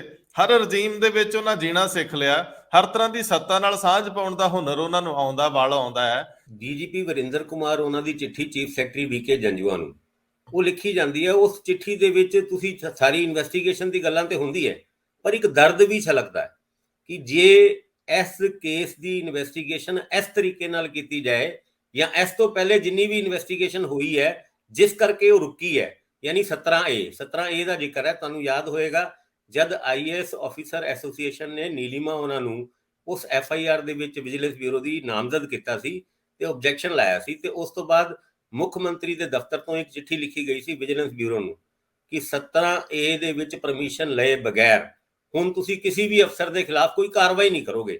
ਉਸ ਚਿੱਠੀ ਦਾ ਦਰਦ, ਔਰ ਇਹ ਵੀ ਲਿਖਿਆ ਗਿਆ ਸੀ ਕਿ ਵਿਜੀਲੈਂਸ ਦੇ ਬਿਊਰੋ ਦੇ ਖਿਲਾਫ ਸਖਤ ਐਕਸ਼ਨ ਲਿੱਤਾ ਜਾਏਗਾ ਜੇ ਏਦਾਂ ਨਹੀਂ ਕੀਤਾ ਗਿਆ। ਉਸ ਲਿਖੀ ਹੋਈ ਚਿੱਠੀ ਦਾ ਦਰਦ ਵੀ ਇਸ ਚਿੱਠੀ ਦੇ ਵਿੱਚ ਨਜ਼ਰ ਆਉਂਦਾ ਹੈ, ਜਿਹਦੇ ਵਿੱਚ 17A ਦੀ ਪਰਮਿਸ਼ਨ ਨਾ ਕਰਨ ਕਰਕੇ ਅੱਗੇ ਵੀ 2-3 ਵਾਰ ਸੇਮ ਕੇਸ ਦੀ ਇਨਵੈਸਟੀਗੇਸ਼ਨ ਹੈਂਪਰ ਹੋਈ ਹੈ। ਔਰ ਇਸ ਚਿੱਠੀ ਦੇ ਵਿੱਚ ਇਹ ਵੀ ਉਹਨਾਂ ਨੇ ਲਿਖਿਆ ਹੈ ਕਿ ਕਿਸ ਤਰੀਕੇ ਨਾਲ ਜਿਹੜੀ ਅਲਾਟਮੈਂਟ ਓਰੀਜਨਲ ਅਲਾਟੀ ਨੂੰ ਹੋਈ ਸੀ ਬਾਅਦ ਚੋਂ ਟ੍ਰਾਂਸਫਰ ਕਰ ਦਿੱਤੀ ਗਈ ਕਈ ਰਿਸ਼ਤੇਦਾਰਾਂ ਦੇ ਨਾਂ ਤੇ ਅਫਸਰਾਂ ਦੇ, ਉਹਨਾਂ ਦੇ ਵਿੱਚ ਵੀ ਇਹ ਗੱਲ ਇੱਕ ਫਰੈਸ਼ ਅਲਾਟੀ ਦੇ ਤੌਰ ਤੇ ਦਿਖਾਈ ਗਈ ਸੀ, ਜੋ ਕਿ ਸਰਾਸਰ ਫਾਈਲ ਦੇ ਨਾਲ ਟੈਂਪਰਿੰਗ ਦੀ ਹੱਦ ਦੇ ਵਿੱਚ ਆਉਂਦਾ ਹੈ। ਹੁਣ ਉਹ ਸਾਰੀ ਗੱਲਾਂ ਦੇ ਉੱਤੇ ਵਿਜੀਲੈਂਸ ਅੱਗੇ ਵਧਣਾ ਚਾਹੁੰਦੀ ਹੈ, ਪਰ ਫਿਲਹਾਲ ਨੀਲਿਮਾ ਉਹਨਾਂ ਨੂੰ ਹਜੇ ਤੱਕ ਇਨਵੈਸਟੀਗੇਸ਼ਨ ਜੁਆਇਨ ਨਾ ਕਰਾਣਾ, ਉਹਦੇ ਉੱਤੇ ਵਿਜੀਲੈਂਸ ਬਿਊਰੋ ਦੀ ਕਾਰਗੁਜ਼ਾਰੀ ਦੇ ਉੱਤੇ ਵੀ ਪ੍ਰਸ਼ਨ ਚਿੰਨ੍ਹ ਲੱਗਦੇ ਰਹਿੰਦੇ ਨੇ। ਉਹਦਾ ਜਵਾਬ ਸਿੱਧੇ ਤੌਰ ਤੇ ਨਾ ਦੇ ਕੇ ਇਸ ਚਿੱਠੀ ਦੇ ਤੌਰ ਤੇ ਇੱਕ ਜਵਾਬ ਦੇਣ ਦੀ ਕੋਸ਼ਿਸ਼ ਕੀਤੀ ਗਈ। ਵਿਜੀਲੈਂਸ ਬਿਊਰੋ ਕੀ ਕਰ ਸਕਦੀ ਹੈ ਜਦੋਂ ਪ੍ਰੈਸ਼ਰ ਇੰਨਾ, ਮੁੱਖ ਮੰਤਰੀ ਦਫ਼ਤਰ ਸ਼ਾਮਲ, ਚੀਫ ਸੈਕਟਰੀ ਸ਼ਾਮਲ, IAS ਐਸੋਸੀਏਸ਼ਨ ਸ਼ਾਮਲ, IAS ਐਸੋਸੀਏਸ਼ਨ ਦੇ ਪ੍ਰਧਾਨ ਮੁੱਖ ਮੰਤਰੀ ਦੇ ਕਰਤਾ ਧਰਤਾ ਹੋਣ। ਔਖਾ ਕੰਮ, ਇਸ ਡਗਰ ਤੇ ਚੱਲਣਾ ਕਾਫੀ ਔਖਾ। ਇੰਦਰਪ੍ਰੀਤ ਜੀ, ਹੁਣ ਆਪਾਂ ਮੇਨ ਮੁੱਦੇ ਤੇ ਚੱਲਦੇ ਹਾਂ। ਕੱਲ ਕੈਬਨਿਟ ਦੀ ਮੀਟਿੰਗ ਹੁੰਦੀ ਆ, 2 ਅਹਿਮ ਪਾਲਿਸੀਜ਼ ਜਿਹੜੀਆਂ ਉਹਨਾਂ ਨੂੰ ਹਰੀ ਝੰਡੀ ਦਿੱਤੀ ਜਾਂਦੀ ਆ। ਪਹਿਲਾਂ ਤਾਂ ਮੈਨੂੰ ਦੱਸਿਓ, ਐਕਸਾਈਜ਼ ਨੀਤੀ, ਐਕਸਾਈਜ਼ ਪਾਲਿਸੀ, ਸ਼ਰਾਬ ਦੀ ਨਵੀਂ ਪਾਲਿਸੀ ਸਕੀਮ, ਇਹਦੇ ਵਿੱਚ ਕੀ ਚੇਂਜ ਕੀਤਾ ਗਿਆ? ਬਹੁਤੇ ਵੱਡੇ ਤਬਦੀਲੀ ਨਹੀਂ, ਪਰ ਮੋਟੇ ਤੌਰ ਤੇ ਇਹਨੂੰ ਕਿਵੇਂ ਡਿਫਾਈਨ ਕਰੋਗੇ? ਮੈਨੂੰ ਇਹ ਲੱਗਦਾ ਕਿ ਜਿਹੜੀ ਕੱਲ ਪਾਲਿਸੀ ਦੇ ਵਿੱਚ ਜਿਹੜੀ ਮਾਈਨਰ ਜੀ ਇੱਕ ਚੇਂਜ ਕੀਤੀ ਹੈ, ਹਾਲਾਂਕਿ ਚੇਂਜ ਵੱਡੀ ਹੈ ਲੇਕਿਨ ਇੱਕੋ ਹੀ ਹੈ ਬਸ, ਤਾਂ ਉਹ ਚੇਂਜ ਜਿਹੜਾ ਆਮ ਆਦਮੀ ਪਾਰਟੀ ਦੇ ਉੱਤੇ ਇੱਕ ਦਾਗ ਜਿਹਾ ਲੱਗ ਗਿਆ ਦਿੱਲੀ ਦੇ ਉੱਤੇ, ਜਿਹੜਾ L1 ਦਾ ਜਿਹੜਾ ਲਾਇਸੈਂਸ ਹੈ ਉਹ ਰੱਦ ਕਰਾਉਣ ਵਾਸਤੇ ਕਿਵੇਂ ਪੰਜਾਬ ਦੀ ਸਰਕਾਰ ਨੂੰ ਯੂਜ਼ ਕੀਤਾ ਗਿਆ। ਉਹ ਇੱਕ ਤੁਹਾਨੂੰ ਯਾਦ ਹੋਊਗਾ, ਆਪਾਂ ਪਹਿਲਾਂ ਵੀ ਕਈ ਵਾਰ ਇਸ ਪ੍ਰੋਗਰਾਮ 'ਚ ਡਿਸਕਸ ਕਰ ਹੀ ਚੁੱਕੇ ਹਾਂ। ਮੈਨੂੰ ਲੱਗਦਾ ਜਿਹੜਾ ਉਹ ਦਾਗ ਹੈ ਉਹ ਧੋਣ ਵਾਸਤੇ ਇੱਕ ਜਿਹੜਾ ਚੇਂਜ ਕੀਤੀ ਗਈ ਹੈ, ਉਹਦੇ 'ਚ L1 ਦੀ ਜਿਹੜੀ ਲਾਇਸੈਂਸ ਫੀਸ ਹੈ ਉਹ 5 ਕਰੋੜ ਤੋਂ ਵਧਾ ਕੇ ਸਿੱਧੀ 45 ਕਰੋੜ ਰੁਪਏ ਕਰਤੀ ਹੈ। ਤੁਸੀਂ ਦੇਖੋ ਵੀ 10-12 ਹੀ L1 ਲਾਇਸੈਂਸ ਹੈਗੇ ਆ, ਮਤਲਬ ਜਿਹੜੇ ਪੰਜਾਬ ਦੇ ਵਿੱਚ ਹੈਗੇ ਆ, ਤਾਂ ਨਹੀਂ ਸੌਰੀ, ਇਹਦੇ 'ਚ ਮੇਰੇ ਖਿਆਲ ਕੋਈ 20 ਦੇ ਕਰੀਬ ਲਾਇਸੈਂਸ ਹੈ ਜਿਹੜੇ ਮਤਲਬ ਇਸ ਤਰ੍ਹਾਂ ਦੇ ਕੰਮ ਕਰਦੇ ਆ। ਤਾਂ ਜੇ ਤੁਸੀਂ ਉਹਨੂੰ ਲਗਾਓ, ਕੈਲਕੂਲੇਟ ਕਰੋ, ਤਾਂ 800 ਕਰੋੜ ਰੁਪਇਆ ਸਰਕਾਰ ਇਸ ਤੋਂ ਆਪਣਾ ਰੈਵਨਿਊ ਜਨਰੇਟ ਕਰਨਾ ਚਾਹੁੰਦੀ ਹੈ। ਉਂਝ ਉਹਨਾਂ ਨੇ ਕਿਹਾ ਕਿ ਅਸੀਂ 1004 ਕਰੋੜ ਰੁਪਇਆ ਇਕੱਠਾ ਕਰਾਂਗੇ, ਪਰ 800 ਕਰੋੜ ਤਾਂ ਸਿੱਧਾ ਸਿੱਧਾ ਇੱਥੋਂ ਹੀ ਆਏਗਾ। ਤੇ ਦੂਸਰਾ ਜਿਹੜਾ ਇਹ 'ਚ ਹੈਗਾ ਕਿ ਉਹਨਾਂ ਨੇ ਟਾਰਗੇਟ 1000 ਕਰੋੜ ਦਾ ਦੱਸਿਆ, ਹਾਲਾਂਕਿ ਜੇ ਤੁਸੀਂ ਪਿਛਲਾ ਉਹਨਾਂ ਦਾ ਟਾਰਗੇਟ ਦੇਖੋ ਉਹ 9650 ਕਰੋੜ ਰੁਪਏ ਦਾ ਸੀ ਤੇ ਐਤਕੀ ਉਹਨਾਂ ਨੇ 9754 ਕਰੋੜ ਕਰਤਾ, ਯਾਨੀ ਕਿ ਸਿਰਫ 105 ਕਰੋੜ ਦਾ। ਪਰ ਕਿਉਂਕਿ ਪਿਛਲਾ ਟਾਰਗੇਟ ਅਚੀਵ ਹੀ ਜਿਹੜਾ ਹੈਗਾ ਉਹ 8800 ਕਰੋੜ ਹੋਇਆ, ਜਿਹਨੂੰ ਵੀ ਕੱਲ ਵੀ ਹਰਪਾਲ ਚੀਮਾ ਹੋਰਾਂ ਨੇ ਕਿਹਾ ਵੀ ਇਹ ਵੱਡੀ ਗੱਲ ਹੈ। ਪਰ ਇਹਦੇ ਵਿੱਚ ਇੱਕ ਨੁਕਤਾ ਫਿਰ ਵੀ ਬਾਕੀ ਹੈ, ਜਿਹੜਾ ਮਤਲਬ ਕਿ ਬਹੁਤ ਪੁਰਾਣੇ ਜਿਹੜੇ ਇਹਨਾਂ ਦੇ ਐਕਸਾਈਜ਼ ਵਾਲੇ ਆਫਿਸਰ ਨੇ ਉਹ ਦੱਸਦੇ ਹੈ ਕਿ ਇਹਦੇ 'ਚ ਜਿਹੜਾ 800 ਕਰੋੜ ਹੈਗਾ ਉਹ ਹੈ ਜਿਹੜਾ ਪਿਛਲੀ ਪਾਲਿਸੀ ਦਾ ਸੀ, ਯਾਨੀ ਕਿ ਕਾਂਗਰਸ ਦੇ ਸਮੇਂ ਜਿਹੜੀ ਪਾਲਿਸੀ ਸੀ ਉਹਦਾ 800 ਕਰੋੜ ਹੈ ਜਿਹੜਾ ਸਾਨੂੰ ਮਾਰਚ 'ਚ ਆਉਣਾ ਸੀ, ਪਰ ਕਿਉਂਕਿ ਉਹ ਐਕਸਟੈਂਡ ਕਰਤੀ ਸੀ ਇਸ ਕਰਕੇ ਉਹ ਜੂਨ 'ਚ ਆਇਆ। ਯਾਨੀ ਜੇ ਉਹ 800 ਕਰੋੜ ਵੀ ਆਪਾਂ ਘਟਾ ਦਈਏ ਤਾਂ ਔਰ ਉਧਰ ਜੋੜ ਦਈਏ ਤਾਂ ਉਹਨਾਂ ਦੀ ਪਾਲਿਸੀ ਤੋਂ 6200 ਤੋਂ 7000 ਕਰੋੜ ਹੋ ਜਾਏਗਾ, ਔਰ ਇਹਨਾਂ ਦੇ ਜਿਹੜਾ ਅਚੀਵ 8800 ਕਰੋੜ ਦਿਖਾਇਆ ਹੈ ਉਹ 8000 ਕਰੋੜ ਆ ਜਾਏਗਾ। ਤਾਂ ਕੁੱਲ ਮਿਲਾ ਕੇ 1000 ਕਰੋੜ ਰੁਪਏ ਦਾ ਹੀ ਫਾਇਦਾ ਹੋਏਗਾ ਜੋ ਕਿਹਾ ਜਾ ਰਿਹਾ। ਪਰ ਜਿਹੜਾ ਗਵਰਨਮੈਂਟ ਹੈ ਉਹ ਕਲੇਮ ਕਰ ਰਹੀ ਹੈ ਕਿ ਅਸੀਂ 45% ਇਨਕਰੀਜ਼ ਕੀਤਾ ਹੈ, ਯਾਨੀ ਕਿ ਤੁਸੀਂ ਦੇਖੋ ਲਗਭਗ 2600 ਕਰੋੜ ਰੁਪਇਆ ਕਹਿ ਰਿਹਾ ਕਿ ਅਸੀਂ ਵਧਾਇਆ। ਐਕਚੁਅਲੀ ਉਹ ਥੋੜਾ ਜਗਲਰੀ ਹੈ ਜਿਹੜੀ ਆંકੜਿਆਂ ਦੀ ਹੈਗੀ ਹੈ ਵੀ ਕਿਹੜੀ ਯੋਜਨਾ ਦਾ ਕਦੋਂ ਆਇਆ। ਮਤਲਬ 1000 ਕਰੋੜ ਰੁਪਇਆ ਪਿਛਲੇ ਸਾਲ ਨਾਲੋਂ ਵੱਧ ਇਹਨਾਂ ਕਮਾ ਲਿਆ ਤੇ 1000 ਕਰੋੜ ਰੁਪਇਆ ਹੁਣ ਇਹਨਾਂ ਨੇ ਨਵਾਂ ਟੀਚਾ ਮਿਥ ਲਿਆ ਕਿ ਪਿਛਲੇ ਸਾਲ ਨਾਲੋਂ ਵੱਧ ਅਸੀਂ ਕਮਾਉਣਾ। ਭਾਵੇਂ ਕਿ ਅੰਕੜਿਆਂ ਦੇ ਹਿਸਾਬ ਨਾਲ ਉਹ 100 ਕਰੋੜ ਹੀ ਵੱਧਦਾ ਹੈ ਪਿਛਲੇ ਟੀਚਿਆਂ ਨਾਲੋਂ, ਪਰ ਅਦਰਵਾਈਜ਼ ਦੂਜੇ ਨਜ਼ਰੀਏ ਤੋਂ ਇਹ 1000 ਕਰੋੜ ਰੱਖ ਕੇ ਬੈਠੇ ਆ, ਭਾਵੇਂ ਚਲੋ ਕਿਤੇ ਵੀ ਘਾਟਾਂ ਰਹਿ ਗਈਆਂ। ਪਰ ਇਹਦੇ 'ਚ ਇੱਕ ਚੀਜ਼ ਮੈਂ ਜਿਹੜੀ ਮੇਰਾ ਸ਼ੰਕਾ ਮੈਂ ਪੁੱਛਣਾ ਚਾਹੁੰਦਾ, ਜਿਹੜੇ L1 ਲਾਇਸੈਂਸ ਹੈ ਇਹ ਹੋਲਸੇਲਰ ਨੇ, ਇਹ ਡਿਸਟਿਲਰੀ ਤੋਂ ਸ਼ਰਾਬ ਲੈਂਦੇ ਆ ਤੇ ਠੇਕਿਆਂ ਨੂੰ ਦਿੰਦੇ ਆ, ਇਹ ਉਹੀ ਨੇ। ਦੂਜੀ ਗੱਲ, ਜੇ ਇਹ 5 ਤੋਂ 45 ਕਰੋੜ ਤੇ ਚਲੇ ਗਏ ਤਾਂ ਮਤਲਬ ਹਿਮਾਤੜ ਬੰਦਾ ਮੇਰੇ ਜਾਂ ਤੁਹਾਡੇ ਵਰਗਾ ਜੇ ਸੋਚੇ ਵੀ ਰਿਸ਼ਤੇਦਾਰਾਂ ਕੋ 4 ਪੈਸੇ ਇਕੱਠੇ ਕਰਕੇ ਜਾਂ ਬੈਂਕਾਂ ਨੂੰ ਪੁੱਛ ਪੱਛ ਕੇ ਕੋਈ ਇਹੋ ਜਿਹਾ ਲੈ ਲਈਏ ਤੇ ਤਾਂ ਮਤਲਬ ਉਹ ਤੇ ਬਾਹਰ ਹੋ ਗਿਆ। 45 ਕਰੋੜ ਨਾ 9 ਮਣ ਤੇਲ ਹੋਵੇ ਨਾ ਅਗਲੀ ਗੱਲ ਹੋਵੇ। ਬਿਲਕੁਲ ਠੀਕ ਹੈ। ਇਹਦੇ ਵਿੱਚ ਮੈਨੂੰ ਇਹੀ ਲੱਗ ਰਿਹਾ ਕਿ ਇਹ ਛੋਟੇ ਠੇਕੇਦਾਰਾਂ ਨੂੰ ਜਿਹੜਾ ਹੈਗਾ ਉਹ ਬਾਹਰ ਕਰਨ ਦੀ ਇੱਕ ਤਰ੍ਹਾਂ ਦੀ ਕੋਸ਼ਿਸ਼ ਹੈ। ਔਰ ਦੇਖੋ 45 ਕਰੋੜ ਰੁਪਇਆ ਤਾਂ ਕੋਈ ਵੱਡੇ ਜਿਹੜੇ ਗਰੁੱਪਸ ਹੈਗੇ ਆ ਉਹੀ ਦੇ ਸਕਦੇ ਆ। ਤਾਂ ਪਿਛਲੀ ਵਾਰ ਵੀ ਜਦੋਂ ਇਹ ਪਾਲਿਸੀ ਆਈ ਸੀ ਤਾਂ ਇਹੀ ਇਲਜ਼ਾਮ ਸੀਗਾ ਕਿ ਇਹ ਮੋਨੋਪੋਲੀ ਕਰ ਰਹੇ ਆ ਇਸ ਚੀਜ਼ ਦੀ, ਕਿ ਸਾਰਾ ਜਿਹੜਾ ਕਾਰੋਬਾਰ ਹੈ 1 ਜਾਂ 2 ਫਰਮਾਂ ਤੱਕ ਹੀ ਸੀਮਿਤ ਕਰਤਾ ਜਾਏ ਤੇ ਜਿਹੜੇ ਛੋਟੇ ਹੈਗੇ ਨੇ ਉਹਨਾਂ ਨੂੰ ਬਾਹਰ ਕਰਤਾ ਜਾਏ। ਇਹ ਪਿਛਲੀ ਵਾਰ ਇਸ ਗੱਲ ਦੀ ਆਲੋਚਨਾ ਵੀ ਹੋਈ ਸੀ ਕਾਫੀ, ਤਾਂ ਥੋੜੀ ਸ਼ਾਇਦ ਚੇਂਜਸ ਕਰਨ ਦੀ ਸਰਕਾਰ ਨੇ ਗੱਲ ਕੀਤੀ ਸੀ, ਪਰ ਇਹ ਵਾਲਾ ਕਦਮ ਵੀ ਜਿਹੜਾ ਹੈ ਉਹ ਮੋਨੋਪੋਲਾਈਜ਼ ਵੱਲ ਹੀ ਵੱਧਦਾ ਦਿਖਾਈ ਦੇ ਰਿਹਾ। ਇਹਦੇ ਵਿੱਚ ਇਹ ਵੀ ਤਾਂ ਹੋ ਸਕਦਾ ਸੀ ਵੀ ਕਿੱਡਾ ਕੁ ਵੱਡਾ ਕੰਮ ਹੈ, ਤੁਹਾਡੇ ਕੋਲ ਐਕਸਾਈਜ਼ ਦੀ ਏਡੀ ਵੱਡੀ ਟੀਮ ਹੈ, ਤੁਸੀਂ ਕੁਝ ਪ੍ਰੋਫੈਸ਼ਨਲ ਸ਼ਾਮਲ ਕਰਕੇ L1 ਆਪਣੇ ਕੋਲ ਕਿਉਂ ਨਹੀਂ ਰੱਖ ਲੈਂਦੇ? ਔਰ ਤੁਹਾਡੇ ਕੋਲ ਇਹਦੇ ਨਾਲ ਪ੍ਰੋਫਿਟ ਵੀ ਵੱਧ ਸਕਦਾ ਹੈ। ਤੁਸੀਂ ਠੇਕਿਆਂ ਦੇ ਉੱਤੇ ਨਿਗਰਾਨੀ ਰੱਖਣ ਲਈ ਰੇਟ ਲਿਸਟ ਨੂੰ ਕਿਉਂ ਤਰਜੀਹ ਨਹੀਂ ਦੇ ਰਹੇ? ਤੁਸੀਂ ਪੰਜਾਬ ਦੇ ਲੋਕਾਂ ਲਈ ਇੱਕ ਮੋਟੇ ਤੌਰ ਦੇ ਉੱਤੇ ਇੱਕ ਸਰਕੂਲਰ ਕਿਉਂ ਨਹੀਂ ਜਾਰੀ ਕਰ ਦਿੰਦੇ ਕਿ ਪੰਜਾਬ ਦੇ ਵਿੱਚ ਇੰਨੇ ਬ੍ਰਾਂਡ ਜਿਹੜੇ ਆ ਉਹਨਾਂ ਨੂੰ ਅਨੁਮਤੀ ਆਉਣ ਦੀ ਤੇ ਇਹਨਾਂ ਦੇ ਇਸ ਦੀ ਬੋਤਲ ਦੇ ਰੇਟ ਇਹ ਹੋਣਗੇ? ਤੁਸੀਂ ਲੋਕਾਂ ਦੀ ਲੁੱਟ ਨੂੰ ਤਾਂ ਘਟਾਉਂਦੇ ਨਹੀਂ, ਤੁਸੀਂ ਆਪਣੇ 1000 ਕਰੋੜ ਨੂੰ ਦੇਖਦੇ ਹੋ। ਇਹ ਸਾਰੀ ਭਾਸਕਰ ਸਾਹਿਬ ਟਿੱਪਣੀ ਛੋਟੀ ਜੀ। ਬਿਲਕੁਲ, ਜਿਸ ਤਰੀਕੇ ਨਾਲ ਦਿੱਲੀ ਦੀ ਐਕਸਾਈਜ਼ ਪਾਲਿਸੀ ਦੇ ਵਿੱਚ ਮੇਨ ਐਲੀਗੇਸ਼ਨ ਸੀਗਾ ਕਿ 5% ਤੋਂ ਵਧਾ ਕੇ 12% ਹੋਲਸੇਲਰਸ ਦਾ ਪ੍ਰੋਫਿਟ ਮਾਰਜਨ ਕਰ ਦਿੱਤਾ ਗਿਆ ਸੀ। ਉਸ ਸਾਰੀ ਗੱਲ ਕਰਕੇ ਮਨੀਸ਼ ਸਿਸੋਦੀਆ ਉਹਨਾਂ ਦੀ ਪਹਿਲੇ CBI ਦੀ ਗ੍ਰਿਫਤਾਰੀ ਤੇ ਹੁਣ ED ਦੀ ਗ੍ਰਿਫਤਾਰੀ। ਪਿਛਲੇ ਦਿਨਾਂ ਦੇ ਵਿੱਚ ਪੰਜਾਬ ਨੇ ਵੀ ਆਪਣੀ ਐਕਸਾਈਜ਼ ਪੋਰਟਲ ਦੇ ਵਿੱਚ, ਯਾਨੀ ਜਿਹੜਾ ਡਿਪਾਰਟਮੈਂਟ ਦੀ ਵੈਬਸਾਈਟ ਹੁੰਦੀ ਹੈ ਉਹਦੇ ਵਿੱਚ ਰੈਨੇਵਲ ਪਾਲਿਸੀ ਨੂੰ ਅਪਲੋਡ ਕੀਤਾ ਸੀ, 5-10-15 ਮਿੰਟ ਬਾਅਦ ਵਿਡਰਾ ਵੀ ਕਰ ਲਿਆ ਸੀਗਾ। ਉਸ ਮੁੱਦੇ ਦੇ ਉੱਤੇ ਹੀ ਕੱਲ ਦੀ ਕੈਬਨਿਟ ਮੀਟਿੰਗ ਦੇ ਵਿੱਚ ਇੱਕ ਇੰਪੋਰਟੈਂਟ ਚੇਂਜ ਕੀਤਾ, ਕਿਉਂਕਿ ਜਿਹੜਾ ਦਿੱਲੀ ਦੇ ਵਿੱਚ ਐਲੀਗੇਸ਼ਨ ਲੱਗਦਾ ਉਹ ਪੰਜਾਬ ਵਿੱਚ ਨਾ ਲੱਗੇ। 5% ਤੋਂ 12% ਦੇ ਵਿੱਚ 6% ਦਾ ਜਿਹੜਾ ਖੇਡ ਸੀਗਾ ਦਿੱਲੀ ਦੇ ਵਿੱਚ, ਜਿਹਨੂੰ ED ਤੇ CBI ਕਲੇਮ ਕਰ ਰਹੀ ਹੈ, ਉਸ ਤਰੀਕੇ ਦੇ ਐਲੀਗੇਸ਼ਨ ਤੋਂ ਨਿਜਾਤ ਪਾਉਣ ਵਾਸਤੇ ਇਹ 5 ਕਰੋੜ ਤੋਂ 45 ਕਰੋੜ ਰੁਪਏ L1 ਯਾਨੀ ਹੋਲਸੇਲ ਲਾਇਸੈਂਸ ਦੀ ਫੀ ਕਰ ਦਿੱਤੀ ਗਈ ਹੈ। ਉਹ ਐਲੀਗੇਸ਼ਨ ਹੁਣ ਪੰਜਾਬ ਦੀ ਪਾਲਿਸੀ ਦੇ ਉੱਤੇ ਨਹੀਂ ਲੱਗ ਸਕਦਾ ਕਿ ਤੁਸੀਂ ਇਹ ਜਿਹੜਾ ਇੰਨਾ ਵੱਡਾ ਪ੍ਰੋਫਿਟ ਹੋਲਸੇਲਰ ਨੂੰ ਦਿੱਤਾ ਹੈ, ਇਹ ਕਿਉਂ ਦਿੱਤਾ ਹੈ। ਇਸ ਕਰਕੇ ਹੀ ਇਹ 45 ਕਰੋੜ ਕਰ ਦਿੱਤੇ ਗਏ ਨੇ। ਦੂਜੀ ਗੱਲ, ਦਿੱਲੀ ਵਾਲੀ ਗੱਲ ਹਜੇ ਅੱਗੇ ਤੁਰੀ ਰਹੀ ਹੈ।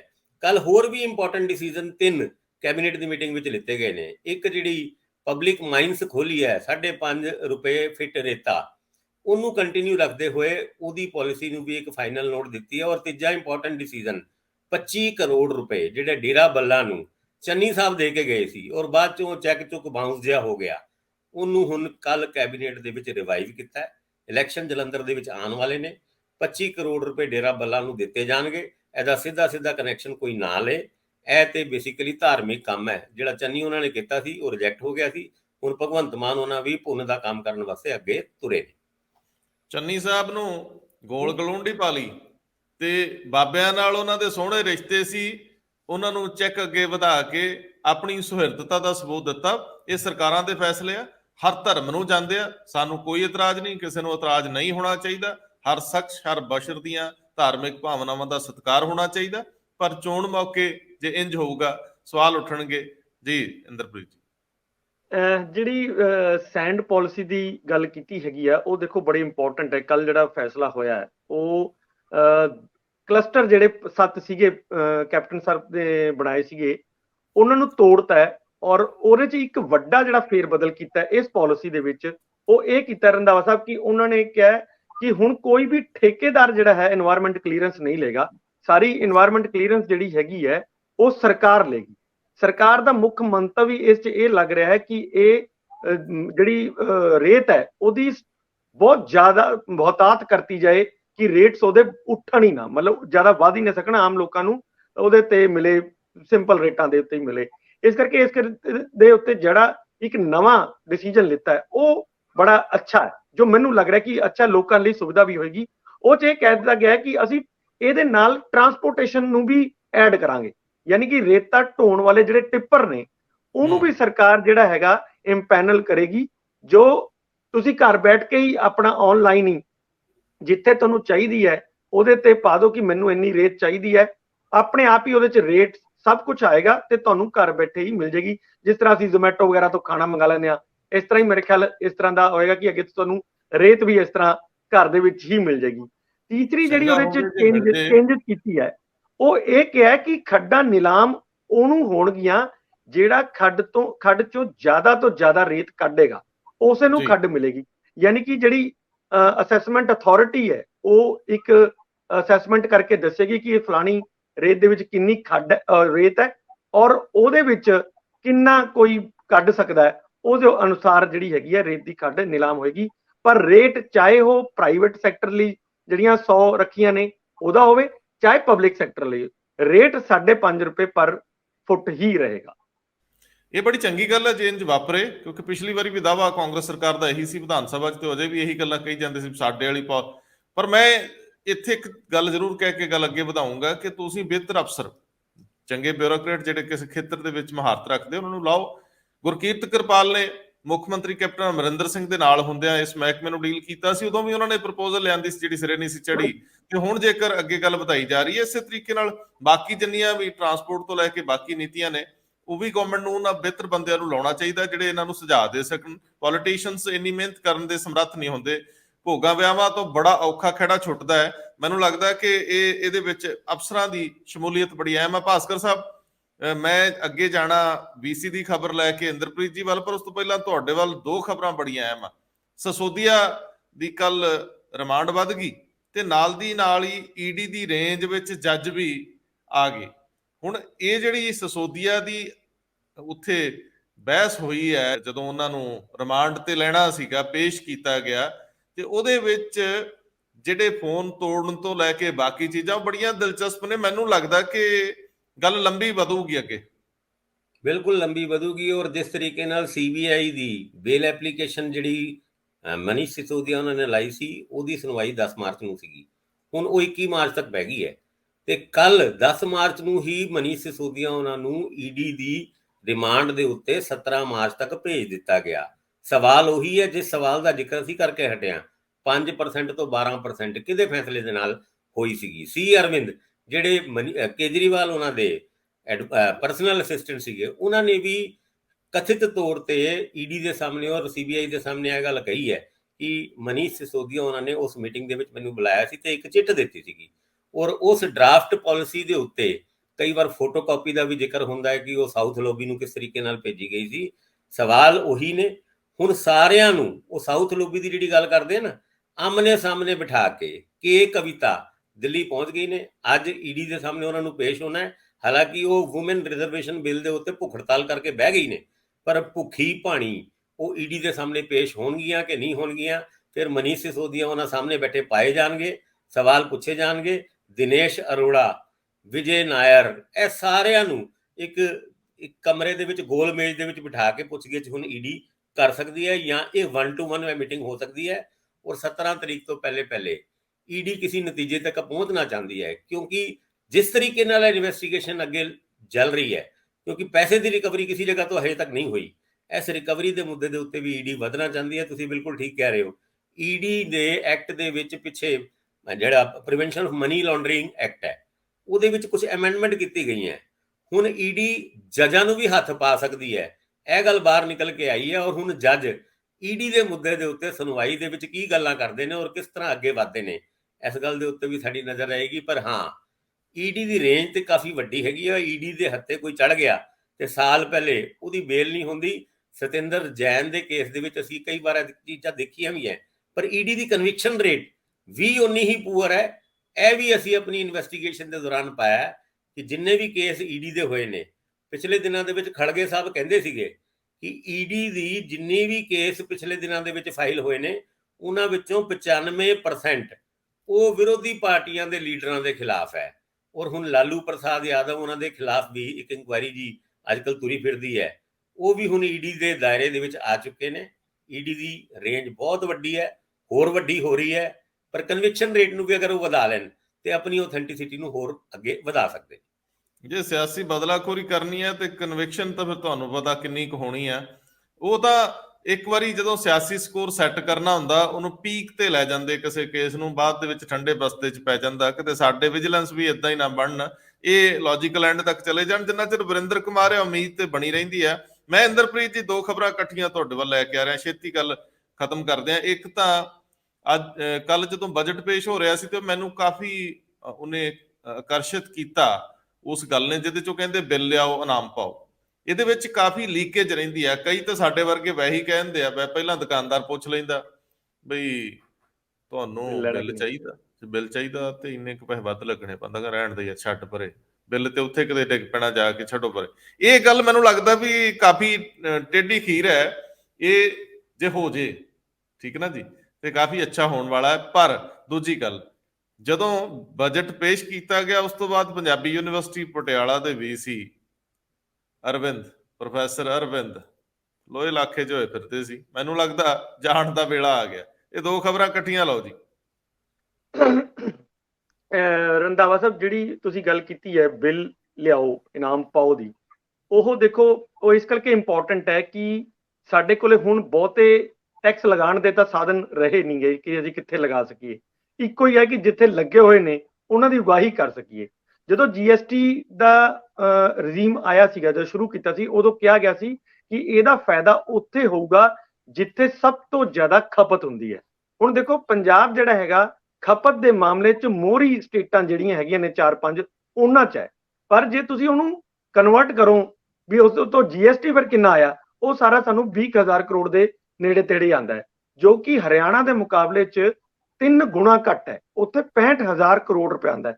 ਤੁਸੀਂ ਦੇਖੋ ਗੈਪ ਕਿੰਨਾ ਜ਼ਿਆਦਾ ਹੈ। ਤੇ ਇਹ ਸਾਰੇ ਮਨਪ੍ਰੀਤ ਬਾਦਲ ਹੋਰਾਂ ਨੇ GST ਕਾਉਂਸਲ ਦੀ ਪਹਿਲੀ ਮੀਟਿੰਗ 'ਚ ਜਦੋਂ ਇਹ ਆਇਆ ਸੀ ਵੀ ਪੰਜਾਬ ਨੂੰ ਤਾਂ ਕੁਝ ਮਿਲ ਹੀ ਨਹੀਂ ਰਿਹਾ ਇਹਦੇ 'ਚ, ਤਾਂ ਉਹਨਾਂ ਨੇ ਕਿਹਾ ਸੀ ਵੀ ਇਸ ਤੇ ਸਟੱਡੀ ਕਰ ਲਓ। GST ਕਾਉਂਸਲ ਦੀ ਮੀਟਿੰਗ 'ਚ ਵੀ ਕਿਹਾ ਸੀਗਾ ਕਿ ਇਸ ਤੇ ਸਟੱਡੀ ਕਰੋ ਕਿ ਪੰਜਾਬ ਵਰਗੀ ਸਟੇਟ ਨੂੰ ਹੀ ਇੰਨਾ ਘਾਟਾ ਹੋ ਰਿਹਾ, ਤੇ ਫਿਰ ਜਿਹੜੀ ਬਾਕੀ ਸਟੇਟਾਂ ਨੇ ਉਹਨਾਂ ਨੂੰ ਕਿੰਨਾ ਕੁ ਘਾਟਾ ਹੋਊਗਾ, ਕਿਉਂਕਿ 5 ਸਾਲ ਬਾਅਦ ਤੱਕ ਉਹਨਾਂ ਨੇ GST ਮੁਆਵਜ਼ਾ ਬੰਦ ਕਰ ਦੇਣਾ ਤਾਂ। ਲੇਕਿਨ ਇਹ ਸਟੱਡੀ ਕਦੇ ਹੋਈ ਨਹੀਂ। ਮੈਨੂੰ ਲੱਗਦਾ ਜੇ ਉਦੋਂ ਹੀ ਹੁੰਦੀ ਤਾਂ ਇਹ ਗੈਪਸ ਜਿਹੜੇ ਹੈਗੇ ਉਹਦੀ ਪਲੱਗ ਹੋ ਜਾਂਦੇ। ਚਲੋ ਖੈਰ, ਮੈਂ ਇਸ ਗੱਲ ਤੇ ਹਰਪਾਲ ਚੀਮਾ ਹੋਰਾਂ ਨੂੰ ਵਧਾਈ ਦਿੰਦਾ, ਕਿਉਂਕਿ ਉਹਨਾਂ ਕੋਲ ਮਹਿਕਮਾ ਵੀ ਹੈਗਾ ਇਹ ਜਿਹੜਾ ਟੈਕਸੇਸ਼ਨ ਦਾ ਹੈਗਾ, ਤਾਂ ਘੱਟੋ ਘੱਟ ਉਹ ਇੱਕ ਇਹੋ ਜਿਹਾ ਜ਼ਰੂਰ ਉਹਨਾਂ ਨੇ ਇੱਕ ਯੋਜਨਾ ਲੈ ਕੇ ਆਏ ਹੈ ਜਿਹਦੇ 'ਚ ਮਤਲਬ ਲੋਕਾਂ ਨੂੰ ਪ੍ਰੋਤਸਾਹਿਤ ਕੀਤਾ ਜਾਊਗਾ ਕਿ ਉਹ ਆਪਣਾ ਜੋ ਵੀ ਚੀਜ਼ ਖਰੀਦਦੇ ਹੈ ਉਹ ਲੈਣ। ਕੱਲ ਮੈਂ ਉਹਨਾਂ ਤੋਂ ਪੁੱਛਿਆ ਸੀ ਇਸ ਬਾਰੇ ਵੀ ਕਿਸ ਤਰ੍ਹਾਂ ਇਹਨੂੰ ਲਾਗੂ ਕਿਸ ਤਰ੍ਹਾਂ ਕਰੋਗੇ, ਤਾਂ ਉਹਨਾਂ ਨੇ ਕਿਹਾ ਕਿ ਅਸੀਂ ਇਹਦਾ ਵਰਗੀਕਰਨ ਕਰਾਂਗੇ ਵੀ ਕੋਈ ਜਿਹੜੇ ਹਾਈ ਵੱਡੀਆਂ ਚੀਜ਼ਾਂ ਲੈਂਦੇ ਨੇ, ਕੋਈ TV ਟਾਈਪ ਜਾਂ ਕੁਝ ਹੋਰ ਜਿਹੜੀਆਂ ਮਹਿੰਗੀਆਂ ਨੇ 50,000 ਤੋਂ ਉੱਪਰ, ਉਹਨਾਂ ਦੇ ਲਈ ਅਲੱਗ ਮਤਲਬ ਹੋਏਗਾ, ਉਸ ਤੋਂ ਛੋਟੀਆਂ ਵਾਸਤੇ ਅਲੱਗ, ਉਸ ਤੋਂ ਛੋਟੀਆਂ ਵਾਸਤੇ ਅਲੱਗ। ਤੇ ਇਹਦੇ ਨਾਲ ਜਿਹੜੀ GST ਦੀ ਚੋਰੀ ਹੁੰਦੀ ਹੈ, ਅਗਰ ਅਸੀਂ ਬਿੱਲ ਉਹਦੇ 'ਚ ਉਹ ਅਪਲੋਡ ਕਰੋਗੇ ਤੁਸੀਂ, ਤਾਂ ਅਸੀਂ ਉਹਨੂੰ ਮੈਚ ਕਰਾਂਗੇ ਜਿਹੜਾ ਉਹਨੇ ਆਪਣੇ ਵਪਾਰੀ ਨੇ ਵੀ ਆਪਣੇ ਉਹ 'ਚ ਪਾਇਆ ਹੈ। ਤਾਂ ਅਗਰ ਉਹ ਨਹੀਂ ਮੈਚ ਕਰੇਗਾ ਤਾਂ ਅਸੀਂ ਉਹਦੇ ਖਿਲਾਫ ਵੀ ਕਾਰਵਾਈ ਕਰਾਂਗੇ। ਪਲੱਸ ਇਹਨਾਂ ਨੂੰ ਜਿਹੜੇ ਖਰੀਦਦਾਰ ਨੇ ਉਹਨਾਂ ਸਾਰਿਆਂ ਨੂੰ ਹਰ ਮਹੀਨੇ ਇਨਾਮ ਦਿੱਤੇ ਜਾਣਗੇ। ਉਹ ਕਿਸ ਤਰ੍ਹਾਂ ਦੇ ਇਨਾਮ ਹੋਣਗੇ ਉਹਦੀ ਹਜੇ ਪਾਲਿਸੀ ਪੂਰੀ ਡਿਕਲੇਅਰ ਹੋਏਗੀ। ਦੂਸਰੀ ਗੱਲ ਕੀਤੀ ਹੈ ਪੰਜਾਬੀ ਯੂਨੀਵਰਸਿਟੀ ਦੀ। ਦੇਖੋ ਮੈਨੂੰ ਕੱਲ ਉਹਨਾਂ ਦਾ ਵੀਡੀਓ ਮੈਂ ਸੁਣਿਆ, ਬਹੁਤ ਵਾਕਈ ਤਕਲੀਫ ਹੋਈ ਉਹ ਸੁਣ ਕੇ, ਕਿਉਂਕਿ ਮੈਂ ਇਹਨਾਂ ਅੰਕੜਿਆਂ 'ਚ ਨਾ ਵੀ ਜਾਵਾਂ ਵੀ ਉਹਨਾਂ ਨੇ ਕੀ ਕਿਹਾ ਕੀ ਨਹੀਂ ਕਿਹਾ, ਪਰ ਉਹਨਾਂ ਨੇ ਜਿਹੜਾ ਦਰਦ ਜਿਹੜਾ ਉਹਨਾਂ ਝਲਕਿਆ ਕਿ ਭਗਵੰਤ ਮਾਨ ਹੋਰੀ ਇੱਥੇ ਆ ਕੇ ਕਹਿ ਕੇ ਗਏ ਸੀ ਕਿ ਵਿੱਦਿਆ ਨੂੰ ਕਰਜ਼ਾਈ ਨਹੀਂ ਰੱਖਿਆ ਜਾਏਗਾ, ਅਸੀਂ ਇਹਨੂੰ ਕਰਜ਼ ਮੁਕਤ ਕਰ ਦਾਂਗੇ। ਪਰ ਇਹਨੂੰ ਇਸ ਤੋਂ ਜਿਹੜਾ ਬਜਟ ਦੇ ਵਿੱਚ ਜੋ ਪ੍ਰੋਵੀਜ਼ਨ ਕੀਤੀ ਗਈ ਹੈ, ਚਾਹੇ ਉਹ ਪੰਜਾਬ ਯੂਨੀਵਰਸਿਟੀ ਵਾਸਤੇ ਹੋਵੇ ਚਾਹੇ ਪੰਜਾਬੀ ਯੂਨੀਵਰਸਿਟੀ ਵਾਸਤੇ ਹੋਵੇ, ਉਹ ਇਹਨਾਂ ਦੀ ਬਹੁਤ ਥੋੜੀ ਹੈ। ਇਸ ਕਰਕੇ ਪੰਜਾਬ ਨੂੰ ਖਾਸ ਤੌਰ ਤੇ ਇਹ ਖਿਆਲ ਰੱਖਣਾ ਚਾਹੀਦਾ, ਪੰਜਾਬ ਸਰਕਾਰ ਨੂੰ ਮੇਰੀ ਉਹ ਹੈਗੀ ਹੈ ਕਿ ਇੱਕੋ ਯੂਨੀਵਰਸਿਟੀ ਹੈ ਪੂਰੇ ਕੰਟਰੀ ਦੇ ਵਿੱਚ ਜਿਹੜੀ ਭਾਸ਼ਾ ਦੇ ਆਧਾਰ ਤੇ ਬਣੀ ਹੋਈ ਹੈ, ਤੇ ਖੁਦ ਭਗਵੰਤ ਮਾਨ ਹੁਣੀ ਕਹਿ ਰਿਹਾ ਹੈ ਕਿ ਅਸੀਂ ਭਾਸ਼ਾ ਨੂੰ ਪ੍ਰਫੁੱਲਿਤ ਕਰਨਾ ਹੈ। ਦੇਖੋ ਗੈਪ ਬਹੁਤ ਹੋ ਜਾਂਦਾ ਫਿਰ, ਜੇ ਤੁਸੀਂ ਮਤਲਬ ਉਹਨਾਂ ਦੀ ਜਿਹੜੀ 650 ਕਰੋੜ ਤੋਂ ਉੱਪਰ ਦੀ ਜਿਹੜੀ ਰਿਕੁਆਇਰਮੈਂਟ ਹੈ ਉਹ 200 ਕਰੋੜ ਕਹਿ ਰਿਹਾ ਕਿ ਸਾਨੂੰ ਮਿਲਦਾ, ਬਾਕੀ ਦਾ ਤਾਂ ਅਸੀਂ ਗ੍ਰਾਂਟ ਤੇ ਹੀ ਨਿਰਭਰ ਹਾਂ। ਸੋ ਉਹ ਮੈਨੂੰ ਲੱਗਦਾ ਕਿ ਜੇ ਗਵਰਨਮੈਂਟ ਪੂਰੀ ਨਹੀਂ ਕਰੇਗੀ ਤਾਂ ਇਸ ਤਰ੍ਹਾਂ ਦੇ ਜਿਹੜੇ ਇਹ ਭਾਸ਼ਾ ਦੇ ਵਿਕਾਸ ਵਾਸਤੇ ਪ੍ਰੋਜੈਕਟਸ ਹੁੰਦੇ ਆ ਉਹ ਸਾਰੇ ਠੱਪ ਹੋ ਜਾਣਗੇ। ਤੇ ਪਹਿਲਾਂ ਦੀ ਕਾਫੀ ਭਾਸ਼ਾ ਵਿਭਾਗ ਦੀ ਆਪਾਂ ਹਾਲਤ ਪਿਛਲੀ ਵਾਰ ਵੀ ਡਿਸਕਸ ਕੀਤੀ ਸੀ, ਸਾਰੀ ਠੱਪ ਹੋਈ ਪਈ ਹੈ। ਤੇ ਜੇ ਫਿਰ ਅਸੀਂ ਗਵਰਨਮੈਂਟ ਹੀ ਨਹੀਂ ਕਰੇਗੀ, ਉਹ ਵੀ ਪੰਜਾਬ ਦੀ, ਜਿਹੜਾ ਸੂਬਾ ਹੀ ਪੰਜਾਬੀ ਬੋਲੀ ਦੇ ਆਧਾਰ ਤੇ ਬਣਿਆ ਹੋਇਆ, ਤਾਂ ਫਿਰ ਮੈਨੂੰ ਲੱਗਦਾ ਕਿ ਉਹਨਾਂ ਦਾ ਜਿਹੜਾ ਦਰਦ ਝਲਕਿਆ ਹੈ ਉਹ ਇਸ ਤੋਂ ਹੀ ਨਿਕਲਿਆ ਹੋਇਆ ਕਿ ਇਹ ਸਿਰਫ ਕਹਿਣ ਦੀਆਂ ਗੱਲਾਂ ਨੇ ਕਿ ਵਿੱਦਿਆ ਨੂੰ ਕਰਜ਼ਾਈ ਨਹੀਂ ਰੱਖਿਆ ਜਾਏਗਾ। ਅਸਲ 'ਚ ਜਿਹੜੀ ਕਰਨੀ ਆ ਉਹ ਬਿਲਕੁਲ ਡਿਫਰੈਂਟ ਹੈ। ਆਖਰੀ ਗੱਲ ਇੰਦਰਪ੍ਰੀਤ ਜੀ, ਮੋਹਾਲੀ ਮੋਰਚੇ ਬਾਰੇ ਹੈ। ਮੋਹਾਲੀ ਮੋਰਚੇ ਨੂੰ ਦੇ ਮਾਮਲੇ 'ਚ ਸਰਕਾਰ ਨੂੰ ਨੋਟਿਸ ਹੋਇਆ ਹਾਈ ਕੋਰਟ ਵੱਲੋਂ। ਇੱਥੇ ਵੀ ਕਿਤੇ ਜਿਹੜੇ ਹਰਿਆਣੇ ਦੇ ਸਰਪੰਚਾਂ ਵਾਲਾ ਤਾਂ ਨਹੀਂ ਵਾਪਰਨ ਵਾਲਾ? ਕੱਲ ਵੀ ਕੋਰਟ ਨੇ ਕਿਹਾ ਸੀ ਵੀ ਤੁਸੀਂ ਜਿੱਥੇ ਮਰਜ਼ੀ ਧਰਨੇ ਲਾ ਕੇ ਆਮ ਪਬਲਿਕ ਨੂੰ ਪਰੇਸ਼ਾਨ ਨਹੀਂ ਕਰ ਸਕਦੇ। ਇਹ ਦੋ ਗੱਲਾਂ ਇਕੱਠੀਆਂ ਹੋ ਰਹੀਆਂ।